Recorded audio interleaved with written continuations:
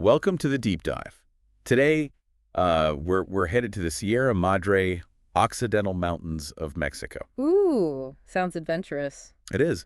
We're going to uncover the truth about the Xixímes people, a culture that's shrouded in mystery and controversy. Okay, I'm intrigued. You sent us a YouTube video, Xixímes, an extinct and forgotten people. Right. I remember that one. Lots of debate surrounding that one. Yeah, and that's what we're going to explore today. Hmm. All the different perspectives and controversies. I'm ready to dive in. What do we know about these Xixímes people? Well, the video mentions a letter from a Spanish priest Okay. describing them as the most warlike group they encountered. Wow, the most warlike. That's a strong statement. It is. Can you imagine venturing into those mountains in the early 1600s Oh, I can only imagine. It must have been treacherous. and then coming face to face with people known for their fierce independence? It's quite a picture, right? You have the Spanish coming in, setting up missions, and then these independent people fiercely defending their homeland. Really a clash of cultures. Definitely. And this letter, it kind of gives us a peek into how the Spanish saw them. Yeah, but it also shows that tension that was there from the start. The tension that would eventually lead to conflict. Right.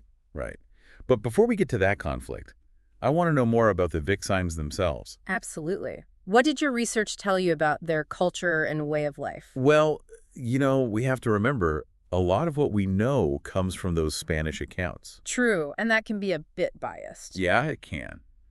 But even with that, we see hints of a pretty complex society. Interesting. Like what? Like, my notes say there were two distinct subgroups, each with its own dialect of the Xixímes language. I wonder how much they interacted with each other. The video didn't go into a lot of detail about that, did it? Actually, no, it didn't. It focused more on the Xixímes as like a unified group. But it did mention they had cities, like Chametla and Quesala. Cities, huh? Were those anything like the Aztec cities? Those grand, impressive cities? Not really, no. The video describes their settlements as much simpler. Okay. Remember, the Xixímes were pretty isolated. Right. They weren't part of those big trade routes or empires like the Aztecs had. That makes sense. So their isolation probably played a big role in how their culture developed. Yeah, they were kind of off doing their own thing in those mountains. No, we can't talk about the Xixímes without addressing the elephant in the room. Cannibalism. Ah, yes, the big question. What's the truth behind those stories? Were they really cannibals? Well, the video claims they were. Right. On one hand, you have all these Spanish accounts and later, folklore, and they paint this terrifying picture of these, like, savage man-eaters. 8-foot-tall giants, if I remember correctly. Pretty scary stuff. Right. Spooky. Yeah. But then there's the other side of the argument, right? That maybe these stories were exaggerated or even just made up entirely, maybe for some kind of, strategic purpose. Interesting. Think about it. Rival indigenous groups, they might have spread those rumors, to get the Spanish to wipe out the Xixímes. I see. Get rid of the competition. Exactly. Or the Spanish themselves could have used those stories to make their conquests seem, more justified. Yeah, so they could get more resources from the crown. Exactly. Make it seem like they're fighting off these horrible savages. But it doesn't end there. What do you mean? Your video, it talks about that 2011 discovery. Oh, right. In Cueva del Maguey. Yes. With human bones that seem to back up the cannibalism claims. It's not a slam dunk, though. How so? Well, it's just one site. Doesn't necessarily mean cannibalism was like a common thing for them. It's like a historical mystery. Yeah. We're trying to piece together the truth from all these bits and pieces. Right. Fact versus fiction. It's fascinating. So where does that leave us? Were they cannibals or not? That's the million-dollar question. I think we have to acknowledge the evidence, but be careful about, jumping to conclusions. Makes sense. The Xixímes, they really highlight how hard it can be to truly understand the past, especially when we're talking about cultures that didn't leave behind many records. Okay, so a lot of mystery still surrounds the Xixímes. Yeah. But the video did touch on their religion, right? Yes. It mentioned a couple of their deities. This is where it gets really interesting. Okay, tell me more. They worshipped a goddess named Usu, probably connected to things like fertility and agriculture. Makes sense. And then there's Pinole, a male deity associated with the sun. The video even showed some petroglyphs, rock carvings, depicting Pinole with a staircase, which I found really fascinating. A staircase. What could that symbolize? That's the question. It could be the sun's journey across the sky, rising and setting each day. Oh, I see. Or maybe it's about a journey after death. We don't really know for sure. So many possibilities. Right. But these glimpses into their beliefs, they remind us that the Xixímes, they weren't just some simple savage people. They were complex, with their own unique worldview. Like those ancient carvings are whispering secrets to us. I would love to explore those canyons myself. See what else might be hidden there. Wouldn't that be incredible, to walk where they walked, to see the world through their eyes? Absolutely. But sadly, their story takes a dark turn. Yeah, the conflict with the Spanish. What happened there? Well, things were already tense. Remember that declaration about the taste of Spanish flesh? Ooh, yeah, that probably didn't go over too well. No, it did not. And whether they meant it literally or not, it definitely solidified the Spanish view of them as a threat. Right, they became the enemy. Yeah, and ultimately it led to a full-blown military campaign against them. Led by, wasn't it, a Spanish captain named Francisco de Urdiñola? Yes. Knowing what we know now about the Xiximes' culture and beliefs, it makes their clash with the Spanish even more tragic. It really does. They were defending their home, their way of life, against a much stronger force. And they were fighting a losing battle. So what happened when the Spanish marched into Xiximes' territory? Well, Urdiñola had a force of 200 Spanish soldiers and over 1,000 indigenous allies. Wow.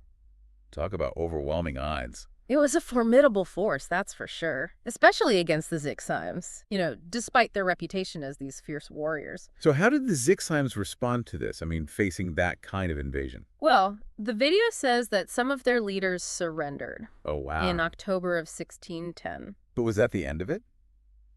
Not quite. There were still pockets of resistance, smaller groups who kept fighting. It's really kind of heartbreaking to think about, knowing they were fighting a losing battle. Yeah, it is. Defending their homeland against impossible odds. Yeah. And even after that initial surrender, the video mentions that some Xixímes, they actually joined a bigger uprising a few years later. Really? So they never completely gave up? It seems like that spirit of resistance, it never really died out. But sadly, in the end, their fate was sealed. What happened to them? Over the next few decades, they were forced into the Spanish mission system. Their culture was systematically suppressed. Oh, that's awful. Many were relocated to other parts of New Spain, as laborers, separated from their families and communities. Their language died out. They vanished as a distinct people. It makes you wonder if things could have been different. It's a question that comes up a lot with historical events, right? What if? What if other choices had been made? But with the Xixímes, their story really shows us the impact of colonization. Yeah, and how fragile cultures can be in the face of that kind of power. Exactly. Remember that letter from the Spanish priest, the one that called the Xixímes bloodthirsty savages? Yeah. We really have to think about, who wrote it and why. Right, their motives. Was it an accurate description? Or was it just propaganda to justify what the Spanish were doing? It's like trying to solve a puzzle, but some of the pieces are missing, and the ones we do have might be misleading. That's a perfect analogy, and that's why we have to approach history with a critical eye. Question those assumptions, consider different points of view. And be open to the possibility that maybe the stories we've always heard aren't the whole truth. Exactly. So on one hand, we have the Spanish accounts painting them as cannibals. Right. But then we have evidence that suggests a much more complex society with their own traditions and beliefs. That's quite a contrast. It is. And it shows us how important it is to keep researching and learning about their history. Imagine if we could find more archaeological evidence, or maybe even some oral histories passed down through generations. That would be amazing. To hear their side of the story, to see their world through their own eyes, not just through Spanish accounts. It's like we're trying to reclaim their history from the shadows. Exactly. Give them back a voice. Remember those petroglyphs we talked about?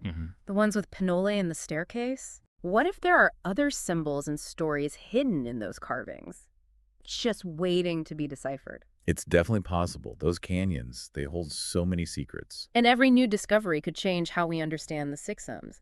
It reminds us that history is a process, right? It's not just set in stone. We're always learning and discovering new things. That's so true. And the Xixímes are a perfect example of that. Even though they're gone, their story still has so much to teach us. Exactly. It makes you think, doesn't it, about the implications for today. I mean, the Sierra Madre Occidental, where the Xixímes lived, it's still home to indigenous communities. And they probably face similar challenges, trying to preserve their culture and identity in a world that's constantly changing. Exactly. The Xixímes, they're not just a story from the past. They reflect struggles that are still happening all over the world. So their story, It highlights how important it is to preserve cultures And to respect diversity. and to listen to the voices of those who have been marginalized. Like the Xixímes are sending us a message across time, telling us to protect the richness of human culture in all its forms. That's beautifully put. Their story is tragic, yes, but it can also be a force for good. Yeah, it can inspire us to do better, to learn from those past mistakes. And work towards a future where all cultures are valued and respected. Something worth striving for, wouldn't you say? Absolutely. So I think it's time to wrap up our deep dive. We've covered a lot of ground, from their fierce independence to those mysterious religious practices and the tragic clash with the Spanish. Now, we've seen how much is still unknown. It's like we've only scratched the surface. It's what makes it so fascinating, right? Those missing pieces, Yeah. the different perspectives. We talked about the possibility that the cannibalism claims were exaggerated. We've looked at those amazing petroglyphs and tried to understand their beliefs, but there's still so much more to learn. Did you find yourself wondering about their daily lives as you watched that video?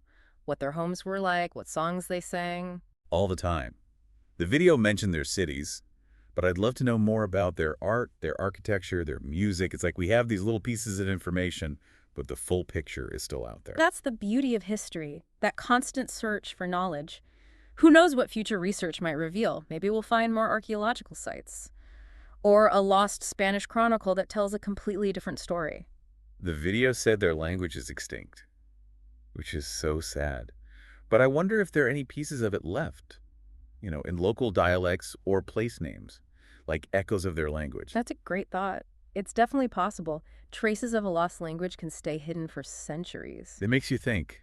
Even though the Xixímes are gone, their legacy is still out there, in the landscape, in the stories that people tell. Exactly. Their story reminds us to respect and preserve all the different cultures around the world. The Sierra Madre Occidental is still home to indigenous communities. Their history is connected to the Xixímes. It's easy to forget that connection between past and present. But by learning about the Xixímes, we can better understand the challenges that indigenous people face today and why it's so important to protect their rights and their heritage. It's all connected, past, present, future. The Xixime story is tragic, but it can also inspire us to make things better, to advocate for endangered languages, protect cultural sites, promote understanding and respect for everyone. This deep dive has really been eye-opening. We've looked at history, challenged what we thought we knew, and uncovered a story that's both amazing and heartbreaking. It's sparked a curiosity, hasn't it? Hopefully it'll inspire you to keep exploring. Who knows what other hidden histories are out there just waiting to be found. Absolutely. And to all our listeners, if you're as fascinated by the Xixímes as we are, I really encourage you to do your own research. Check out those resources mentioned in the video, dig into some academic databases. You could even plan a trip to the Sierra Madre Occidental. See those canyons for yourself. History is so much more than just dates and facts. It's a tapestry of stories and experiences and perspectives. And the more we explore, the more we understand the world around us. Well said. Thank you for joining us on this incredible journey into the heart of the Sierra Madre Occidental and the world of the Xixímes. Until next time, keep exploring. It's amazing, isn't it? We've covered so much about the Xixímes, their fierce independence, their mysterious religion, that tragic clash with the Spanish. What a journey. It really has been, and yet I'm struck by how much we still don't know. It feels like we've only just scratched the surface. That's what makes it so intriguing. They left behind this puzzle with missing pieces, making us think critically, consider all these different viewpoints. We talked about how the cannibalism thing might have been exaggerated or even fabricated. We looked at those incredible petroglyphs, trying to decode their beliefs. But yeah, so much is still shrouded in mystery. When you were watching that YouTube video, did you ever find yourself wondering, what was their everyday life like? What did their homes look like? Oh, absolutely. The video mentioned those cities, Chichimeca and Quesala, but I'd love to know more about their architecture, their art, their music. It's like we have these little glimpses, but the full picture is still out there. That's the magic of history, right? That constant search for more. And who knows what future research might uncover. Maybe new archaeological digs will shed some light. Or someone will stumble upon some lost Spanish chronicle that tells a totally different side of the story. The video mentioned their language is extinct, which is hard.